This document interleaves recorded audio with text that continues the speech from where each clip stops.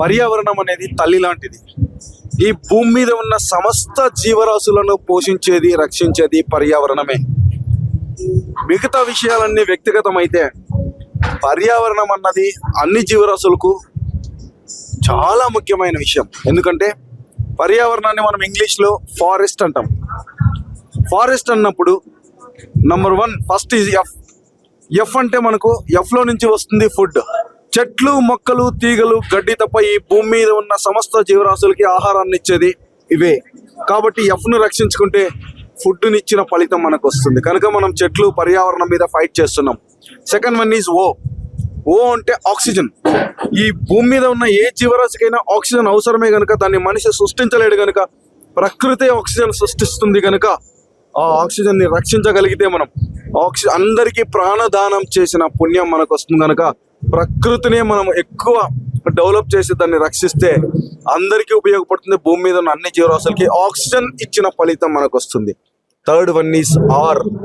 Are means rains. జీవనాధారమైన నీటిని చెట్లు, వానలకు పిలుపులు అంటారు. జీవనాధారమైన నీటిని తెప్పించడానికి కూడా మనం ఉపయోగపడుతుంది ఈ ఫారెస్ట్. ఫోర్త్ వన్ ఈస్ ఈ. ఈ మీన్స్ ఎకోసిస్టమ్. అంటే భూమి మీద ఉన్న కర్బనాలన్నీ, వాహనాలు, ఫ్యాక్టరీస్, మనుషుల వల్ల వచ్చే కర్బనాలన్నీ శుద్ధి చేయడానికి మనిషి నిర్మితమైన మిషన్ ఇంకా ఏమీ లేదు. ఇది శుద్ధి చేయాల్సింది ప్రకృతి మాత్రమే. ఈ పచ్చదనం ఆకులు, చెట్లు, మొక్కలు, తీగలు, గడ్డి మాత్రమే. వీటిని మనం కాపాడితే ఖచ్చితంగా ఈ కర్బనాలన్నీ లాగేసి మనకు కావాల్సిన ఆక్సిజన్ ఇస్తుంది. Fifth one is yes.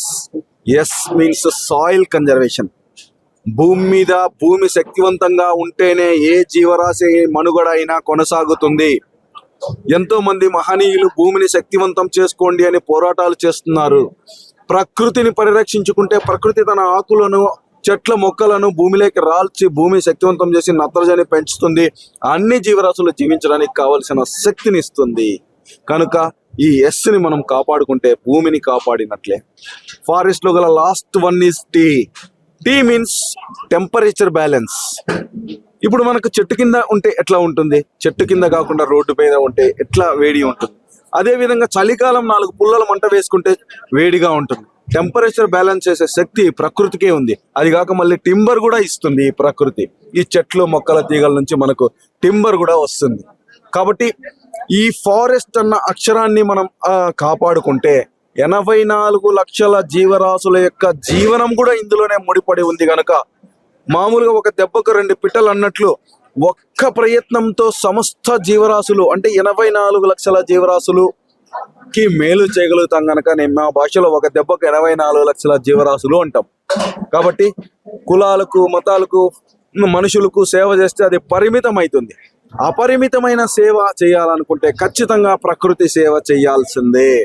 అందుకే ప్రకృతిని తల్లితో పోల్చారు. ఒక కుటుంబంలో ఏ విధంగా అందరికీ తల్లి సమానంగా పంచుతుందో ప్రకృతి మాత అదే విధంగా అందరికీ కావలసినవన్నీ సమానంగా తారతమ్య భేదం లేకుండా పంచుతుంది. పరిపక్వం చెందిన ఏ వ్యక్తి అయినా దీన్ని దీర్ఘంగా ఆలోచన చేయగలడు. ఖచ్చితంగా తన యొక్క జీవితాన్ని, విలువైన జీవితాన్ని వీటి కోసమే కేటాయించగలడు. దానాల కంటే కూడా, అన్ని దానాల కంటే కూడా ప్రకృతి సేవ అనేది గొప్పదని సందర్భంగా తెలియజేస్తున్నాను. జై హింద్.